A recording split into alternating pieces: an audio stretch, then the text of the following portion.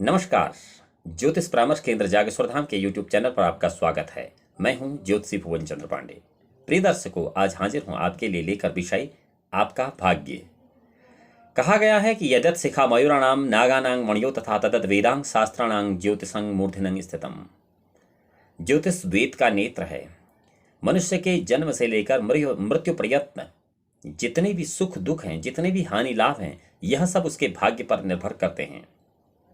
आपकी जन्म कुंडली में सूर्यादि नवग्रह कितने ही उच्च के क्यों न हों, आपकी जन्म कुंडली में सूर्यादि नवग्रह कितने ही उच्च नवांश में क्यों न हों, आपकी जन्म कुंडली में कितने ही पंच महापुरुष नाम के योग क्यों न हों, आपकी जन्म कुंडली में यदि सारे ग्रह उच्च के हों, कोई भी ग्रह नीच का नहीं है, फिर भी यदि आपका भाग्य कमजोर है तो कोई ग्रह आपको अच्छा फल नहीं दे सकता है।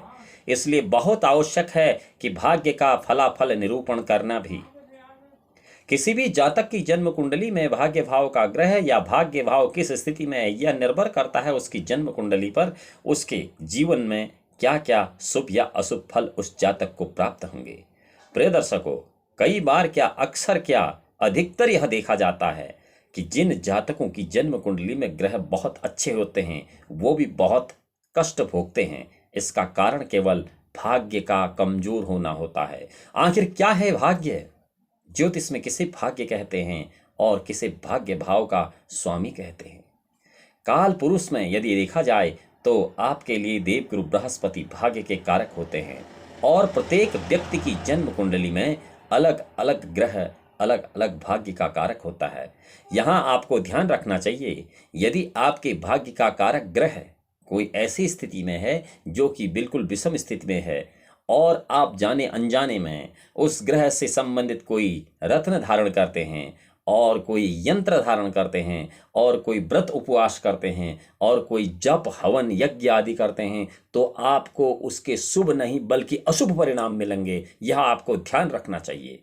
इसलिए अपनी कुंडली का विश्लेषण किए बगैर किसी प्रकार का यज्ञ अनुष्ठान आदि भी इतना शुभ फल प्राप्त नहीं कराता है। यह सभी लोगों द्वारा देखा गया है और इसी कर्म के कारण आज सारे संसार का ज्योतिष और ज्योतिषीय गणना से भरोसा उठ चुका है।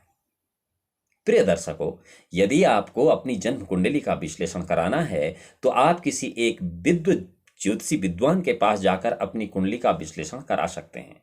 यदि आप इस तरह के कार्य करने में असहज महसूस करते हैं तो आप हमारे इसी YouTube चैनल के कमेंट बॉक्स में अपना डिटेल डाल सकते हैं, date of birth, birth time और बर्थ पैलेस। आपकी कुंडली में हम देखकर यह आपको बता सकते हैं कि आपको क्या समुचित उपाय करना चाहिए।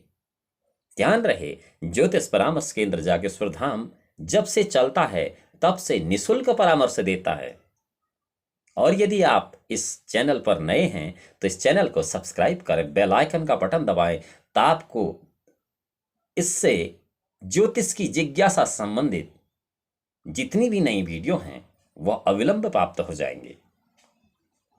इसलिए आप इस चैनल को सब्सक्राइब करें, लाइक करें और शेयर करें। हाँ, यदि आपको यह पसंद नहीं आता है तो यह कोई बाध्यता नहीं है। चलिए बताते हैं भाग्य क्या होता है। भाग्य के लिए कहा गया, हमारे जो ज्योतिष के ऋषि हैं वो कहते हैं कि पंचमो अंशगे शुक्रे भाग्य सेन समन्विते भ्रात स्थाने संयुते बहुभाग्य दिपो भवेतः गुरुणांग संयुते भाज्ये तदिशे केंद्र राशिगे द्विद्वांश वर्षात् परम चवम बहुभाग्यम विनिर्दिशेतः परमो उच्च सान्निगे सौम्य भाग्य से भाग्य राशिगे षटस्त्रिशंच परम चैवम बहुभाग्यम विनिर्देशतः लग्न से भाग्य राशिस्ते है भाग्य से लग्न संयुते है गुरुणांग संयुते धुनि लाभस्याध्यनानयो। अर्थात परम उच्च अंशगे शुक्रे भाग्येन समन्विते भ्रातृ स्थाने संयुते बहुभाग्य वो भवेतः। शुक्र यदि भाग्येश के साथ अपने परम उच्च के नवांश में प्राप्त है, किसी भी जातक की जन्म कुंडली में यदि शुक्र परम उच्च अंश के साथ, ये परम उच्च अंश क्या होते हैं इसके लिए एक अलग से वीडियो हमने बनाया हुआ है, यहां पर वो विषय नहीं, वो गणित का विषय है। परम उच्च अंश के शुक्र, अगर शुक्र परम उच्च अंशों में है, भाग्यसेन समन्वय और भाग्येश के साथ है, भ्रात स्थानेर शरीरते है और पराक्रम भाव में शनि के साथ है, तो जातक बहुत भाग्यशाली होता है। गुरुणांग संयुत है, अगर गुरु के साथ भाज्य तदि से केंद्र राशि में किसी केंद्र में स्थित विंशाद वर्षात परम 20 साल के बाद चहुभव भाग्यम विनिर्देशतः, यदि ये केंद्र स्थान में है तो 20 साल के बाद जातक का भाग्य उदय कर देता है। परमो उच्च अंश के, अगर परम उच्च अंश में है, सौम्य भाग्य से भाग्य रास्ते हो, बुध भाग्य इसके साथ अपने परम उच्च अंश में है, तो सट त्रंशश्च परम च वह, सट त्रंशत कहते 36 को, 36 साल में भाग्य से भाग्य राशि के ऐसे जातक का भाग्य उदय होता है।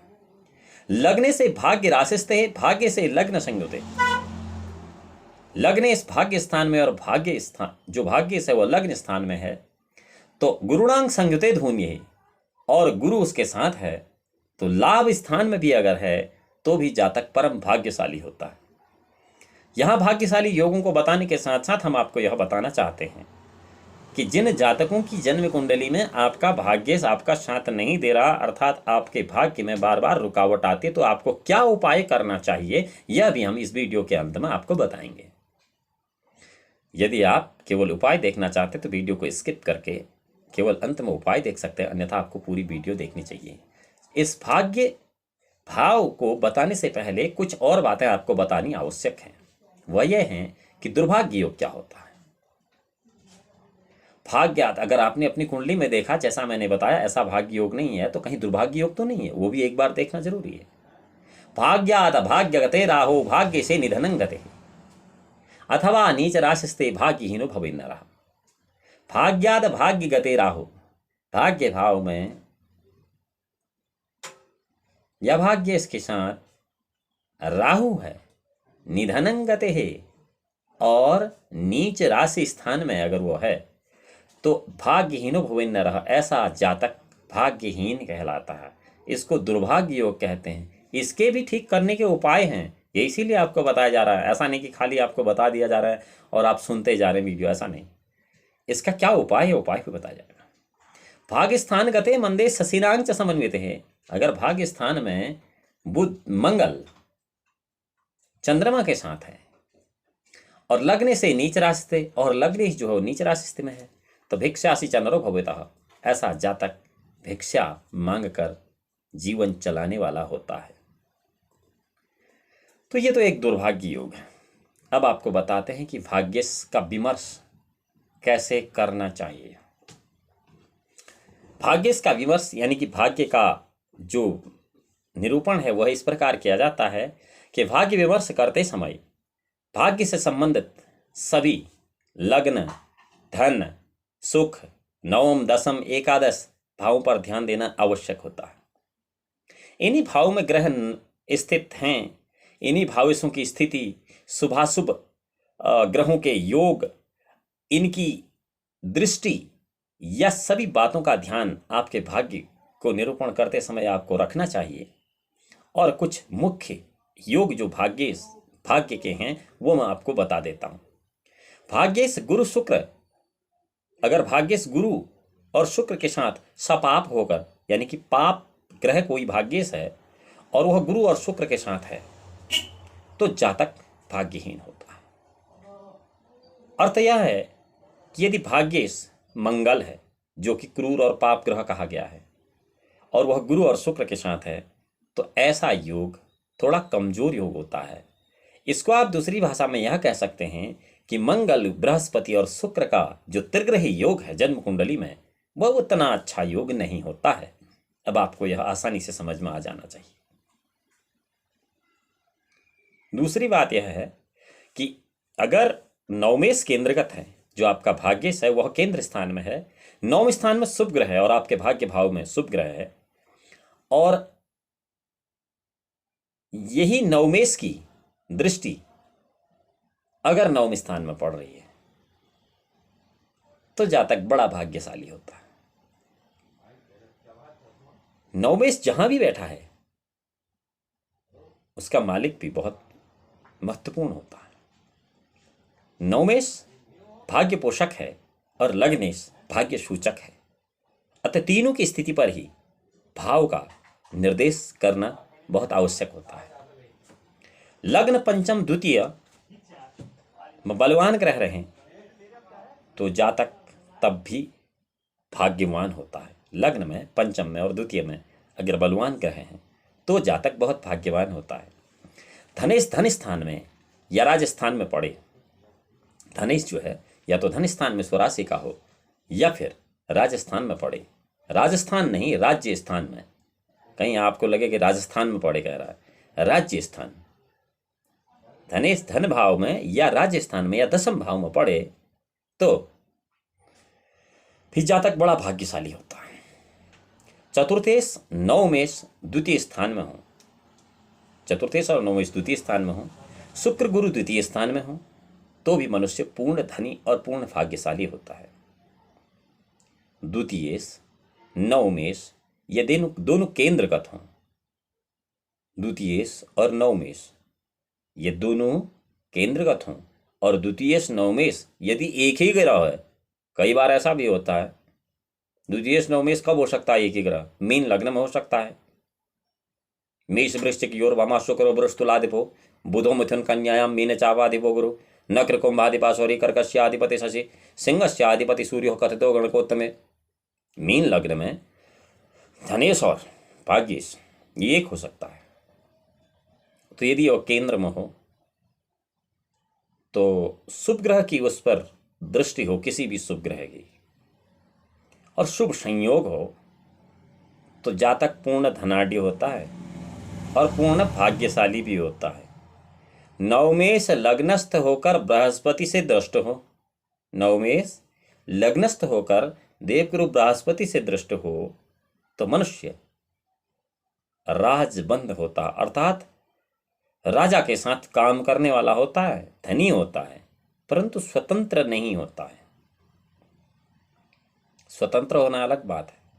लग्नेश एवं सुखेश अपने अपने घर को पूर्णतया देखते हों। लग्नेश ऐसी स्थिति में है जहां से वो लग्न को ही देख रहा है और सुखेश ऐसी स्थिति में है जहां से वो अपने सुख भाव को देख रहा है। तो ऐसी स्थिति में मनुष्य पूर्व संपत्तिशाली अर्थात पैतृक संपत्ति का मालिक या फिर ऐसी संपत्ति का मालिक होता है जो कि आप जिसको अनसर्टन प्रॉपर्टी मिलना कहते हैं, ऐसी प्रॉपर्टी जो आपकी नहीं है फिर भी आप उसके मालिक हैं, यह सब इसी का योग है। और यह भी भाग्य के योगों में एक योग है। भाग्य से यदि त्रिकोण में है, गुरु से दृष्ट है और मनुष्य बहुत सारे सुवर्ण वस्त्र वाहन आदि सहित नरेश होता है, राजा टाइप आदमी होता है। धनेश लाभ स्थान में हो और लाभेश नवम स्थान में हो, नवमेश तथा द्वितीय भाव में हो तो जातक धन गुण सुख आदि सहित राजमान्य एवं धर्मात्मा होता है। नवमेश सहित पंचमेश यदि नवम भाव में हो और नवमेश से दृष्ट हो तथा पुत्र भाव कारक ग्रह पंचम में हो तो पुत्र में भाग्य वृद्धि होती है, अर्थात आपके पुत्र के होने के बाद आपका भाग्य उदय होता है। बलि लाभेश अगर है और वह अपने घर में बैठा है और शुभ ग्रह से दृष्ट है तो नाना प्रकार के लाभ कराता है। और अगर आयुष दुर्बल है, नीचस्थ है, वक्रगत है तो वह लाभ नहीं देता है। कुल मिलाकर भाग्य के लिए आपको लग्नेश नवमेश पंचमेश इन तीन जगहों को बहुत आसानी से नहीं बहुत ध्यान से देखना चाहिए। प्रिय दर्शकों, जिन जातकों का भाग्य साथ नहीं देता है, कुंडली में सारे ग्रह उच्च के हैं, तो उन जातकों को अपनी कुंडली में क्या उपाय करना चाहिए, इस उपाय को मैं क्रमशः बता देता हूं। यदि किसी जातक की मेष लग्न की कुंडली है तो ऐसे जातक को अपना भाग्योदय करने के लिए बृहस्पति देवगुरु बृहस्पति के क्षमा कीजिए देवगुरु बृहस्पति के ओम बृहस्पति अति अर्यदो अर्हात धिमुद्भाति कृतम अंजनेषु यदि स्वरित प्रजा तद्मासुरम जयहित्रम, इस मंत्र का हमेशा जाप करना चाहिए। पीले चंदन का या केसर का तिलक लगाना चाहिए। और जिन जातकों का वृष लग्न की कुंडली है उनको शनि महाराज के ओम प्रांग प्रिंग प्रोंग संग शनैश्चराय नमः इस मंत्र का जाप करना चाहिए और नीलम पहनना चाहिए। जिन जातकों का मिथुन लग्न है उनके लिए भी शनि का प्रांग प्रिंग प्रोंग शनैश्चराय नमः और उनको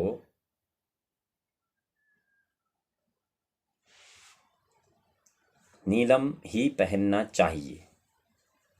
जिन जातकों का कर्क लग्न है उन जातकों को, या जिन जातकों का सिंह लग्न है, या जिन जातकों का कन्या लग्न है, बाकी के जितने भी लग्न हैं, इन सभी लग्न वाले जातकों को अपने भाग्य को वृद्धि करने के लिए अपने अपनी कुंडली के भाग्य भाव के स्वामी का मंत्र जाप करना चाहिए। मेष लग्न के लिए देवगुरु बृहस्पति का, वृष लग्न के लिए मंगल का, मिथुन लग्न के लिए शुक्र का, कर्क लग्न के लिए सूर्य का। ये सब अलग अलग जाप आपको करने चाहिए। और आपका भाग्येश कौन है इसके लिए आपको किसी विद्वान ज्योतिषी को अपनी कुंडली का अवलोकन करा लेना चाहिए। अगली वीडियो में हम आपको बताएंगे कि किसी भी कुंडली में मेष से लेकर मीन तक के जो ग्रह सोए रहते हैं अर्थात किसी प्रकार का काम नहीं करते हैं, उन ग्रहों को किस तरह जागृत किया जाए, खुद ही स्वयं आपके द्वारा उनके लिए कौन से यंत्र पहने जाएं, उनके लिए कौन से रत्न पहने जाएं, उनके लिए कौन सा दान दिया जाए, या उनके लिए कौन सा जप अनुष्ठान किया जाए, यह सब आपको अगली वीडियो में बताएंगे। भगवान भोलेनाथ आपका परम कल्याण करें। तब तक के लिए नमस्कार।